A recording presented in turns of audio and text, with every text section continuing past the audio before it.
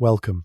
Tonight, we're returning to a world long past, a world dimly lit by flickering candlelight, warmed by smoky hearths, and filled with the earthy scent of spiced ale, damp wooden beams, and the hum of voices echoing in low-ceilinged rooms. You're going to explore the quiet corners of a medieval tavern not as a noble or a knight, but as a weary traveller slipping inside from the cold, perhaps with coins in your pouch, and an evening of drink ahead of you. But this isn't a tale of brawls or rowdy ballads. Instead, this is a soft and steady journey through the daily rhythms of intoxication in the Middle Ages, what it really felt like to drink, to socialize, and to surrender to the slow warmth of alcohol in a time before modern bars, breweries, and health codes. Let the world around you slow down as we step through the tavern door and gently pull back the curtain of time. Now, imagine the smell of damp straw underfoot, the low murmur of unfamiliar accents, and the distant clang of pewter tankards. Let's begin our story with the tavern itself. It's late in the afternoon, and the sun dips low behind soot-darkened rooftops. You're walking through a narrow, cobbled street uneven beneath your feet, and slick with the damp residue of the day's errands. The air carries a faint hint of burning peat, mingled with the sour traces of horse dung and the sharper notes of smoke from nearby cook fires. You come upon a low building, timber-framed and slightly leaning from centuries of weather. There's no sign above the door, only a crude carving of a tankard and a wooden plank swinging loosely in the breeze. This is your tavern. You duck inside, and immediately the world softens. The inside is dim, the light muted by thick, leaded glass panes and heavy shutters. Candles flicker lazily in iron sconces, and a fire smoulders in the stone hearth. The air is warm and rich thick, with the scent of roasted onions, singed wool, and fermented drink. The tavern is busy but subdued. Patrons speak in low voices, their words slurring gently into one another in the soft, intoxicating lull of late-day drinking. There are no bartenders here, no taps or neon lights. Instead, behind a long, battered counter of oak, the alewife or innkeeper moves deliberately. She ladles dark, murky ale from a barrel into wooden cups, sometimes adding a sprinkle of dried herbs or a spoon of honey for flavor. This isn't beer as you might know it, clear and carbonated, but a thick, room-temperature brew, unfiltered and slightly gritty, like something between porridge and potion. You take a seat on a low bench, its surface polished smooth by centuries of cloaks and elbows. The table before you leans slightly to one side, and in its crevices lies a history of countless spills and crumbs. You cradle a mug between your hands' rough wood, warm from the touch of many. The first sip is sour, faintly bitter, but oddly comforting. There's a mild fizz from natural fermentation, and a heavy, bready aftertaste, like damp wheat or overripe fruit. This is small ale, likely only 2 to 3% alcohol, just enough to take the edge off. It's safer than the water outside, which may carry illness, and it's nourishing enough to serve as part of a daily meal. In fact, even children and monks drink it, not for pleasure, but for sustenance. But you're not drinking out of necessity tonight. You're here for warmth, for company, for the slow slide into something looser, quieter. The sounds around you blend into a low, intimate murmur, the scrape of a spoon against a bowl of pottage, the creak of the rafters, the dull thump of a booted foot kicking aside a dog who has curled under the table, hoping for scraps. And above it all, the gentle clink of wooden cups touching in camaraderie, neither too loud, never too fast.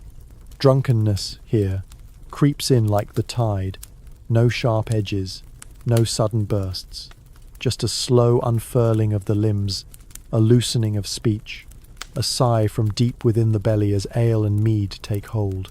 By your second cup, your shoulders have begun to slump, and your hands no longer grip the cup as tightly. Around you, faces are flushed from drink and firelight.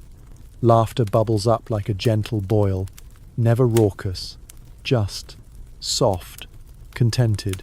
Perhaps someone begins a quiet tune, half sung, half mumbled, The words are hard to make out, but the melody is repetitive, almost hypnotic. It loops like a lullaby, grounding the room in its slow cadence. This isn't a night of wild celebration.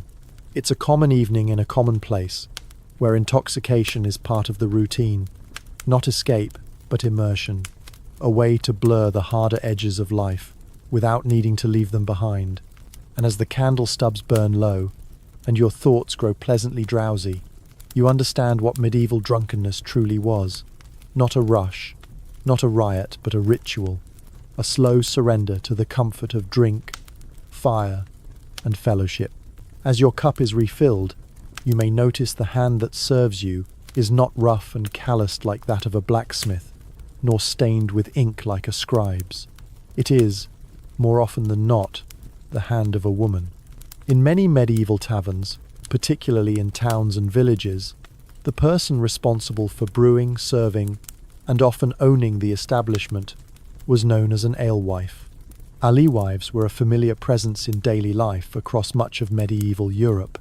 Brewing, after all, was originally a domestic task. Long before beer became industrialized or professionalized, it was brewed in the home, alongside the baking of bread, the making of cheese, and the spinning of wool. In fact, ale and bread were often made from the same raw materials: barley, water, and yeast, blurring the line between kitchen and brewhouse. These women were not only essential to community health and sustenance, but also to its social fabric. An alewife might brew from her own home, or operate a small alehouse out of the front room, with only a few benches and barrels. Her sign, a broomstick or a garland of hops hung outside the door, signaled to neighbours that a fresh batch was ready. Brewing was a serious, skillful task. The ale had to be thick enough to nourish, strong enough to satisfy, but not so potent as to disrupt. The process involved soaking malted grain in hot water to extract sugars, boiling the resulting mash to purify it, and then fermenting it with wild or cultivated yeasts. There were no thermometers or hydrometers, just instinct, observation, and time-honoured tradition passed down through generations. Most alewives brewed what was known as small ale, a mild beverage consumed daily by all members of society. Stronger brews existed, of course, sometimes known as double ale or strong ale, and these were typically reserved for special occasions or wealthier patrons. Still, even strong ale lacked the punch of modern spirits. The goal was not intoxication, but slow inebriation, warming, calming, familiar. Yet despite their skill and their essential role, alewives often occupied a precarious place in society. Their work brought them income and independence, but also scrutiny. Accusations of watering down ale, overcharging, or brewing in unsanitary conditions could arise at any time, leading to fines or even the temporary loss of brewing rights. In some towns, alewives were subject to regular inspections by the ale conera local official, whose duty was to taste and judge the quality of local ale, sometimes by literally sitting in a pool of spilled beer to test its stickiness against woolen breeches. The more successful a woman became in this trade, the more vulnerable she might be to suspicion or scorn. It is from this complex mix of power and prejudice that the image of the alewife as a slightly dangerous figure emerged: her broomstick, her cauldron, her knowledge of herbs and fermentation, evolving gradually into the darker archetypes of witches in later centuries. But here, in the flickering candlelight of your tavern, she is simply the keeper of comfort. She moves between tables with practiced ease, offering another cup or a slice of coarse brown bread. Her face is lined not with malice, but with labour, and her brew nutty, frothy, perhaps faintly bitter with bog myrtle or sweetened with a hint of honey is her craft. You notice how the patrons interact with her not quite as servants to a master, but as neighbours to a respected provider.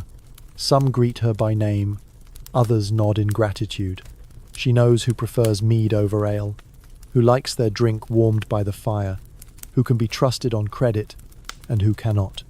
In many ways, she is the heart of this place. Without her, there would be no tavern, no gathering, no warmth. And without her brewing, your evening would be something else.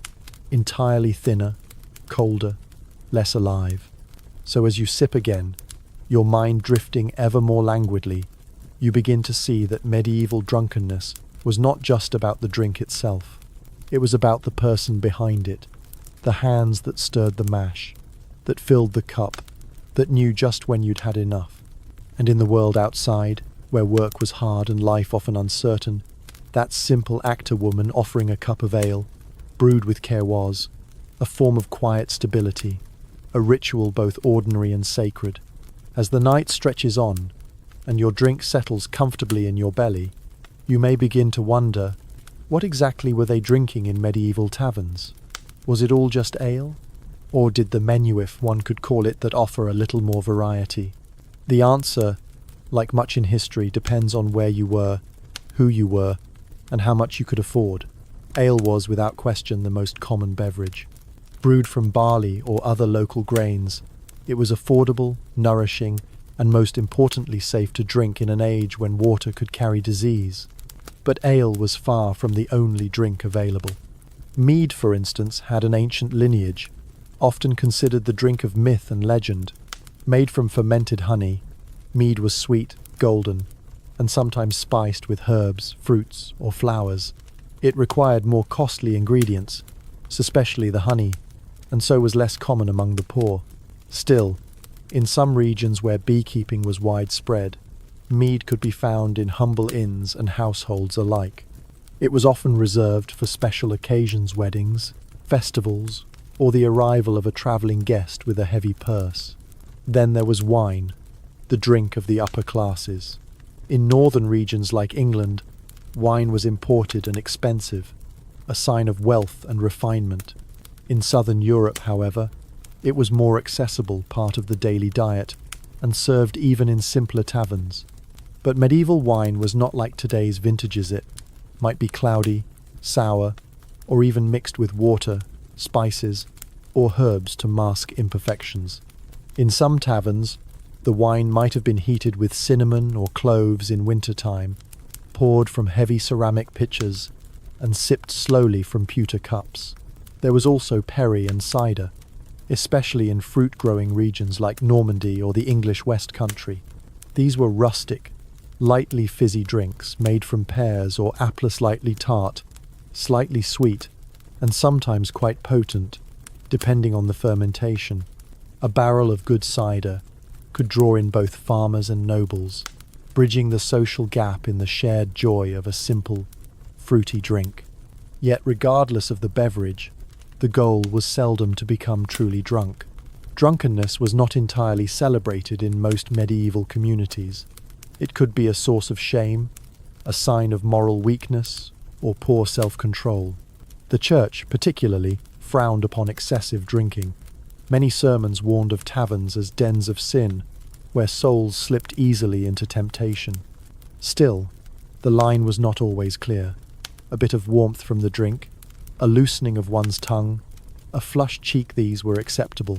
In fact, many believed that alcohol, in moderation, brought people closer together. It was thought to aid digestion, lift the spirits, and even serve as a mild remedy for common ailments. In monasteries, monks brewed and consumed alcohol with care, often documenting their recipes with meticulous attention. In cities, physicians might prescribe a spiced wine for colds or a strong mead for melancholy. In the countryside, a good ale was simply part of life, like bread or broth, as natural and necessary as air. As you sit in your imagined tavern, the drinks around you paint a quiet picture of medieval diversity. At one table, a peasant sips small ale from a wooden bowl, wiping his mouth with a worn sleeve. Nearby, a merchant orders a pitcher of heated red wine, fragrant with cloves and nutmeg, and perhaps, in the corner, a quiet couple shares a flask of golden mead, their heads tilted close, speaking in low, warm voices. The drinks may vary in strength, sweetness, or clarity, but all serve the same purpose: to ease the weight of the day, to nourish body and spirit, and to anchor the evening in something both comforting and shared. Drinking, in this world, is less about escaping reality and more about settling deeper into it. With each sip, the fire grows warmer, the chatter more rhythmic, and the worries of the outside world a little further away. As the drinks continue flowing in your quiet tavern, a question begins to rise like mist from a warming cup. What happened when someone had one cup too many? How did medieval people behave when they crossed the line between gentle inebriation and outright drunkenness? Drunkenness, while not uncommon, was not usually seen as something to celebrate. In most communities, rural or urban, it was viewed with a wary eye. To be drunk was to be vulnerable, to stumble, to speak too freely, to laugh too loudly, or worse, to forget one's place in the finely woven social fabric of medieval life. Still, there was a kind of tolerance for mild intoxication, especially in social settings. If a traveller lost track of his cups at the end of a long journey, or if a labourer celebrated a harvest with too much strong ale, he might be met with a knowing smile or a soft chuckle. A little too much drink was human, but habitual drunkenness, that was different. That carried consequences. In taverns, disruptive behaviour was discouraged, though the enforcement varied by region and circumstance. Some taverns had informal rules maintained by the alewife or tavern keeper.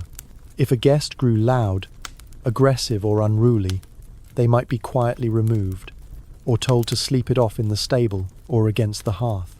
Violence was always a risk, especially in larger towns where soldiers, sailors, or mercenaries might drink in close quarters.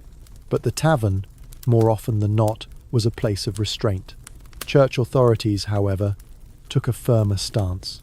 In sermons and religious writings, drunkenness was grouped with gambling, gluttony, and other so-called sins of the flesh.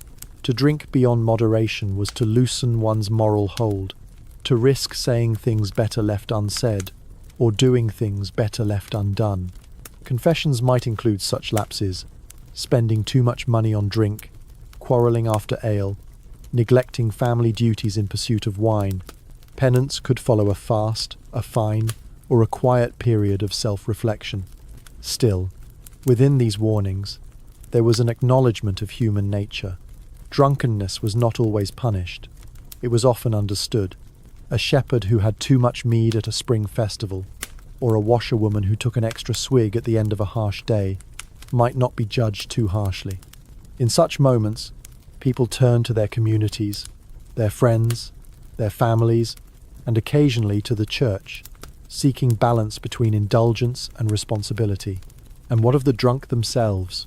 Their experience was not so different from yours. If you've ever felt the soft spiral of inebriation, a growing warmth, a sense of floating just slightly above the ground, the gentle blur of thought and time, the world narrowed to the glow of the fire, the hum of voices, the weight of the body relaxing into wood and wool. There was no concept of blood alcohol content, no breathalyzer, no closing time, but there was a sense of rhythm. A person who drank too fast, too early, or too much would find themselves sleeping it off by the hearth, slumped on a table, or staggering home guided by a more sober companion. In cities, the drunk might be spotted by the local watchman and escorted homeward to a church bench to sleep in safety. In villages, the path home was often lit not by torches, but by memory, the familiar slope of the hill, the smell of sheepfolds, the cold bite of wind off the fields. Many made it back by instinct, footsteps weaving but steady enough. Drunkenness, then, was neither glorified nor vilified. It was simply human, a risk taken in search of warmth, connection, or brief release. A part of life, as natural as the change of seasons, and understood by 11 those who watched from the shadows, smiling softly as someone poured themselves one cup too many. As the evening drifts deeper, you might begin to sense the quiet, almost invisible structure within the tavernot written on walls, not spoken aloud, but felt in every glance, gesture, and space occupied. Medieval taverns were never just places for drinking. They were social arenas, community gathering points, and in many ways, mirrors of the broader world outside. Though the drink brought people together, It was the relationships, the rituals, and the silent agreements that defined the tavern experience. Step back for a moment and observe. Near the fire, an older man with a salt and pepper beard speaks softly while others nod. He's likely a local with a long memory and deeper ties to the community. At another bench, younger men lean in close, exchanging hushed words and bursts of laughter, perhaps apprentices sharing stories of their masters, or farmers trading rumors of the weather and next week's market. There is often a table where traders and merchants sit, marked not by wealth alone but by their clothing's lightly finer cloaks, boots better mended, hands that handle coins with practiced ease. They speak more quietly, aware that their presence is both noticed and silently judged. In some corners, a solitary drinker, perhaps a journeyman or a widow, watches but doesn't speak. Their silence is not odd. In taverns, silence was welcome. One could come simply to be among others, without expectation. Above all, the tavern was a place of storytelling. Once enough ale had softened the edges of the day, tales would begin to unfold slowly, and with great care. These were not dramatic performances, but gentle unravelings, a recollection of a lost cousin who drank too much and slept in the cow trough, a half-remembered story of a night seen on the road, armour gleaming, a murmur about the baker's daughter and the peddler who didn't return. The stories flowed like the drink, sometimes circular, often embellished, but always shared. And with each telling, bonds formed, not always friendships in the modern sense, but understandings. You knew who could be trusted to keep a secret, who would pay for your drink if your purse was light, and who would slip away early without saying a word. Even music present was part of this web. A single-string fiddle or a soft, breathy pipe might accompany the rising warmth of the room, but no fanfare, no dancing, just slow, repetitive melodies, weaving gently into the background, a lullaby for the adult world. The tavern also had its unspoken rules. Who sat where, who poured the first cup, who was expected to leave early. There were hierarchies, but they were fluid, softened by the ale. A nobleman might share a bench with a smith, a monk with a miller. For an hour or two, differences blurred, not erased, but quieted. The shared firelight had a way of levelling things. Occasionally a traveller might wander in dust on his cloak, a strange accent on his tongue. He would be given space, perhaps a drink, and later, an invitation to share a story. Taverns were crossroads, after all, places where paths met and lives briefly intertwined before drifting apart again.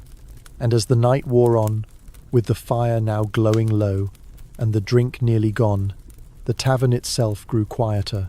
Words slowed, bodies leaned, some dozed, some simply stared into the flicker of candlelight.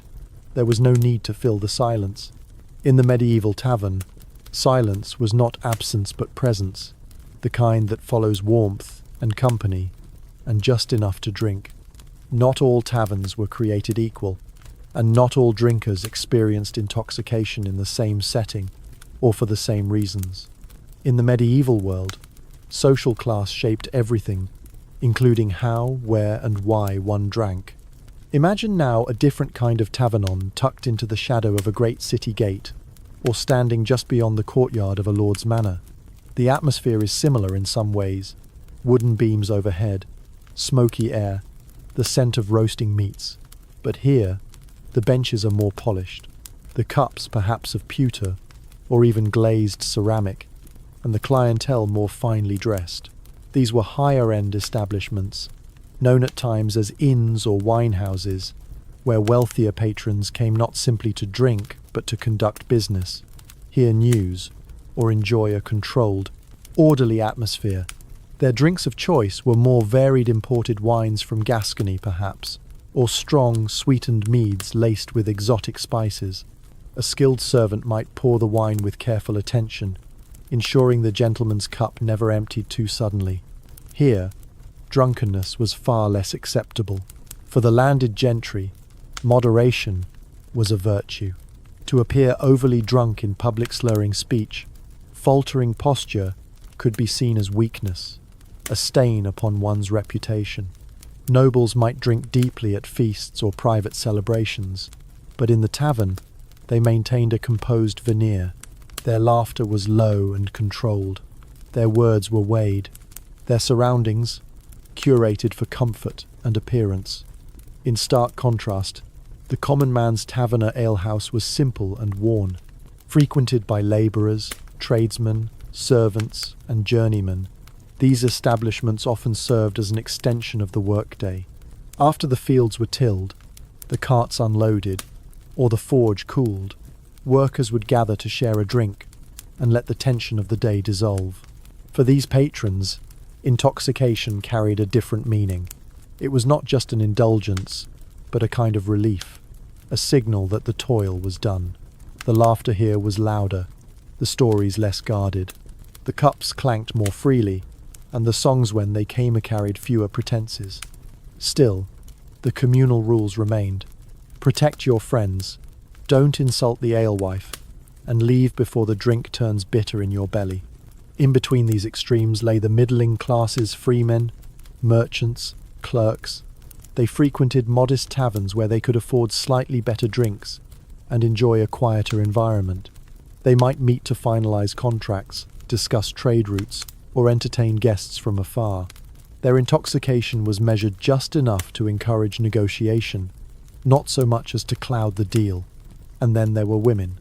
While less likely to drink in taverns publicly, especially those of higher standing, they were not entirely absent. Female labourers, widows, or alewives themselves might share a cup at day's end. In cities, some taverns quietly welcomed women, especially in markets or near ports. Still, their presence was often subject to scrutiny. Too many visits, or too much drink, might raise whispers. Thus, a medieval tavern was not a singular experience, but a mirror of the broader medieval world. It reflected hierarchy, custom, expectation. Yet across all these divides, lord or peasant, scribe or smith, the drink served a shared purpose. It allowed for softness in a hard world. Whether sipping wine beneath a timbered ceiling or draining ale from a wooden bowl by the fire, the medieval drinker knew the feeling well, that moment when the body warms, the world slows, and the noise of the day finally fades into gentle quiet. As you sit beneath the softened glow of flickering candlelight, with your cup nearly empty and your body eased by warmth, you might wonder, how did the church view this age-old ritual of drinking? Was it tolerated, embraced, or condemned? In the medieval world, the church was an ever-present force shaping daily routines, moral expectations, and even the very idea of pleasure. Drinking, too, fell under its scrutiny, though the relationship was complex and, at times, quietly accommodating. On the one hand, excessive drinking was firmly denounced. Drunkenness was often listed among the 7 deadly sins, folded into the vice of gluttony and preached against from pulpits across Europe. Moralists warned that too much ale could lead to loose words, lewd behaviour, or the weakening of one's spiritual guard.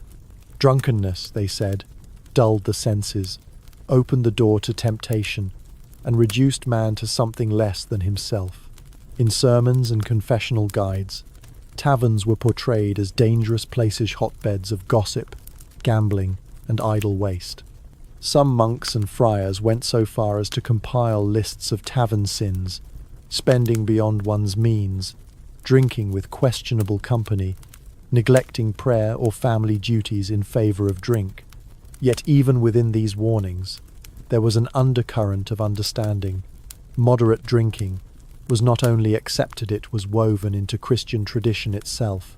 After all, wine held sacred significance.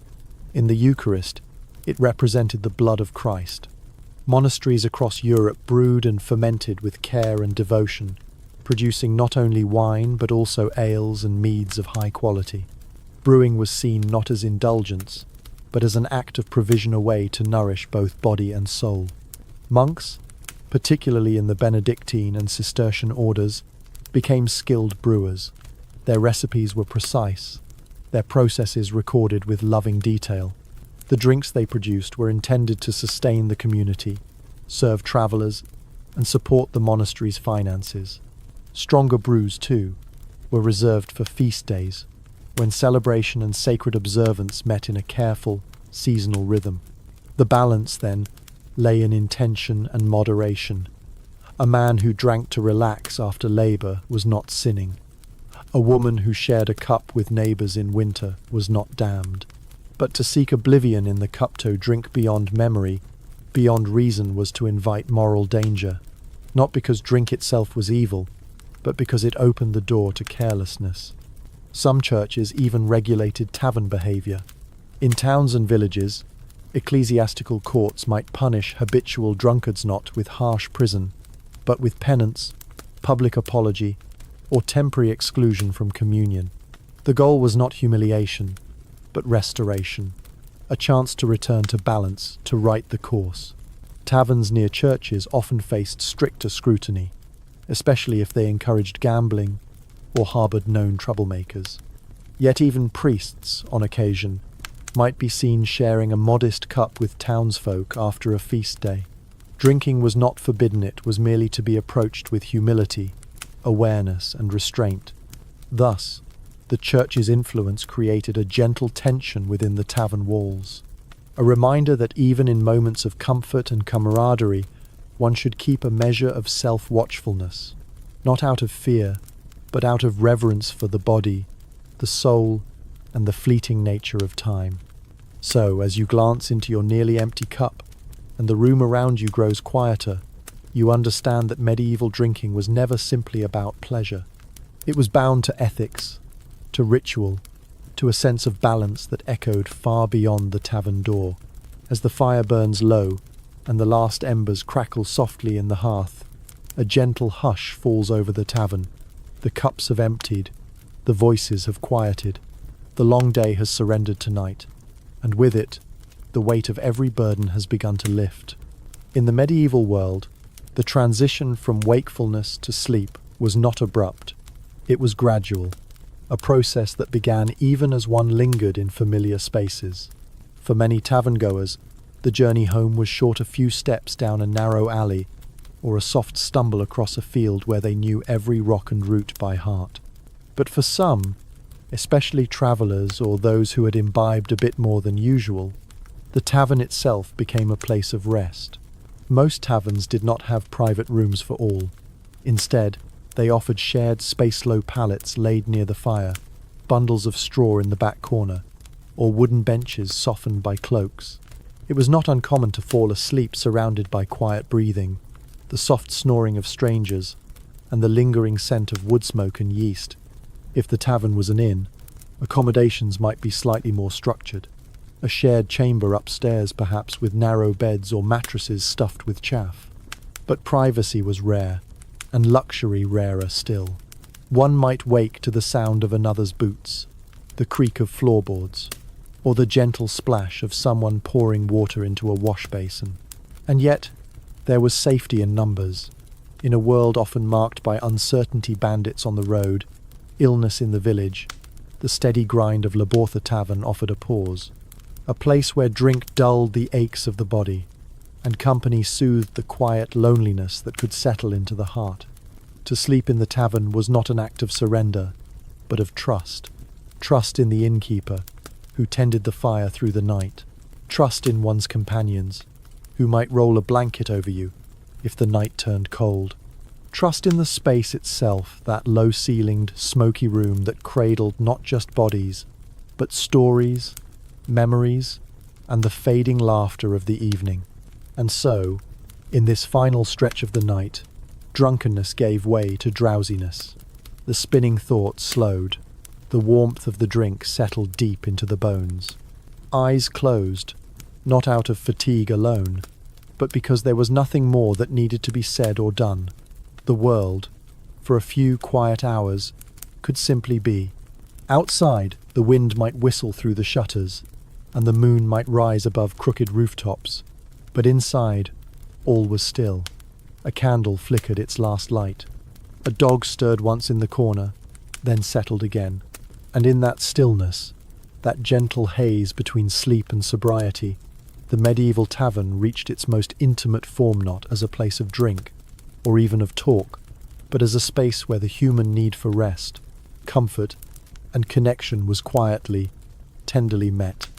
And now, as we slowly return from the dim corridors of the medieval tavern to the quiet of your own room, take a moment to reflect on how different and yet how familiar that world was.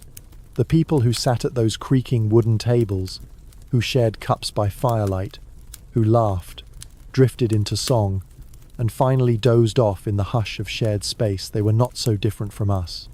They sought comfort, warmth, relief from the burdens of work and time. They raised their cups not just to drink, but to mark the rhythm of life.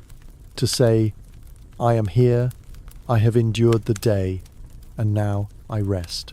Their drinks were murkier, their taverns rougher, their lives harder in many ways, but their joy small, slow, and communal timeless. A warm cup at the end of a long day, a soft bench beside the hearth, the low murmur of stories weaving together under the thatched roof of night. The medieval tavern was not merely a place of escape. It was a Havana, gently flickering world, where class lines softened, where the hands that brewed also served, and where, for a few fleeting hours, the weight of the outside world lifted, just enough. So, as you lie back now, perhaps you can still feel the residual glow of that imagined fire, the earthy scent of malted grain, the fading hum of a half-sung melody, and the tender quiet that follows the last shared drink of the night. Sleep well, knowing that even centuries ago, in places built of timber and stone, lit only by flame, people found a way to soothe the day's edge and slip, gently, into peace. Good night.